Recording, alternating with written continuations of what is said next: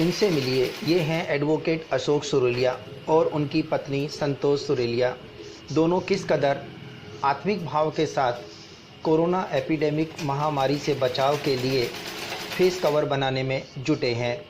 कहना चाहते हैं कि कोरोना संक्रमण पर अंकुश लगाए जाने की दिशा में हर एक व्यक्ति इस महायज्ञ में अपनी आहुति देना चाहता है। कोई सड़कों पे काम कर रहा है तो गृहिणियाँ मातृशक्ति घर में रह कर के अपना योगदान पुरुषों के साथ साझा करना चाहती हैं। इसी आत्मीय भाव के साथ जब दोनों से इंदौरिया टाइम्स की टीम ने मुलाकात की तो आपने बताया कि आपने कोई ऐसा टारगेट नहीं चुना है कि आपको कितने मास्क बनाने हैं। हाँ, ये तय है घर में रहकर जब तक ये लॉकडाउन जारी रहेगा तब तक वो इस तरह की सेवाएं समाज को अर्पित करते रहेंगे। चलते मिलते हैं एडवोकेट अशोक सुरेलिया। आग्रह रहा कि हमें इस महामारी के चलते हुए यथाशक्ति कुछ न कुछ योगदान करना चाहिए। तो मैंने तय किया घर बैठ करके परिवार के लोगों से, बच्चों से, सभी लोगों से, तो ये ध्यान आया कि भाई हमें जो है मार्केट में इनकी कमी भी महसूस नहीं हो और हम अपने मिलने जुलने वालों को मास्क बना करके और वितरित करें। वितरण करने का तरीका ये है कि हम जैसे ही या तो कोई टेलीफोन आता है तो कोई व्यक्ति आता है तो रिक्वायरमेंट के हिसाब से जो है वो मास्क उनको आने वाले व्यक्ति को जो है डिस्टेंस रखते हुए उनको एक थैली में डाल करके दे देते हैं।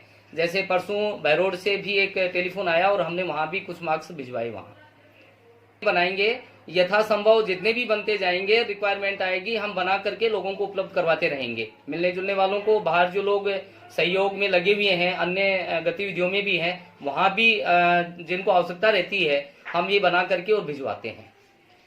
मैं तो केवल इतना सा निवेदन करूंगा कि घर से बाहर नहीं निकलें और अति आवश्यक हो तो मास्क पहन करके ही बाहर निकलें।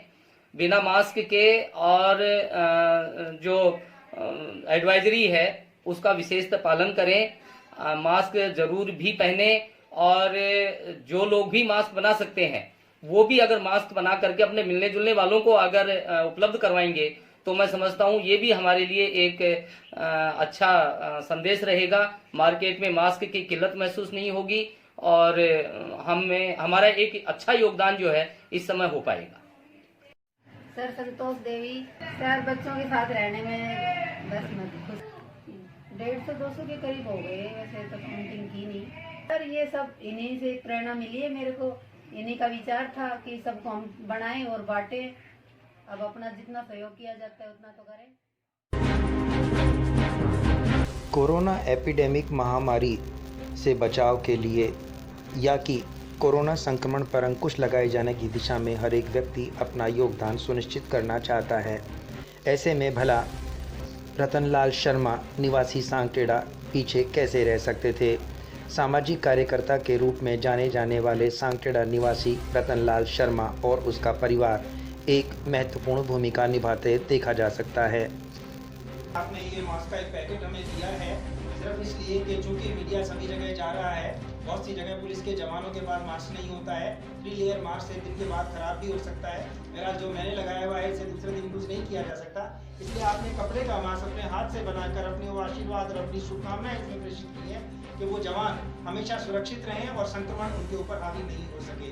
ऐसी आपकी सोच है। आप दोनों का बहुत बहुत धन्यवाद। आपकी यूनिट में काम करने वाली तमाम मातृशक्ति को नमन कि वो इस अच्छे कार्य को अंजाम देने में जुटी हुई है। आपका धन्यवाद। जब से प्रधानमंत्री जी ने लॉकडाउन की घोषणा करी उसी दिन से हमने ये तय कर लिया था कि हम अपना जीवन दूसरों के लिए, राष्ट्र के लिए समर्पित करना है। घर में रह करके लॉकडाउन की पालना, लगभग 150-200 प्रत्येक दिन हम मास्क तैयार कर रहे हैं और करीब 8-10 गाँव में जो जितने भी नजदीक के एरिया वहां पर कोटपुतली में अपने जितने भी पत्रकार बंधु हैं, गवर्नमेंट सरकारी कर्मचारी हैं, उनके पास क्या तो फोन हमारे पास आ जाता है या जब भी हम मोटरसाइकिल से कहीं जाते हैं तो मास्क लेकर के जाते हैं। जितने भी मोटरसाइकिल वाले मास्क जिनके पास नहीं है उनको रुकवा करके मास्क हम देते हैं। ये कहते हैं कि अगर घर पर रहोगे तो कोरोना घर से बाहर रहेगा, आप अगर बाहर रहोगे तो कोरोना घर के अंदर रहेगा। हमारा यही लक्ष्य है, यही संदेश हम सबको दे रहे हैं। हम लगभग 4000 मास्क बढ़ा चुके हैं जिसमें हम करीब 2200-2300 मास्क हम वितरण कर चुके हैं। आपके सामने मास्क और तैयार हो रहे हैं और ऑलरेडी आपको दिख रहे हैं। हमारा लक्ष्य है कम से कम 5100 मास्क तैयार करने का। आपके साथ ये मातृशक्ति बैठी हुई है, परिवार पूरा आपका इसमें आपने झोंक रखा है। आप बताएं कौन कौन लोग आपको परिवार में सहयोग कर रहे हैं? सबसे ज्यादा तो खुशी की ये बात है कि घर का काम करने के बाद में, जैसे मेरी भाभी लग रही है, एक मेरी धर्मपत्नी है, एक पड़ोस में और लेडीज है, एक मेरे छोटे भाई की पत्नी है रेखा, और मेरी जो घरवाली है वो है गीता, अंगूरी देवी, ये सारी जितनी मोहल्ले वाली है मदद कर रही है, जब भी अपने घर में काम से फ्री होने के बाद में।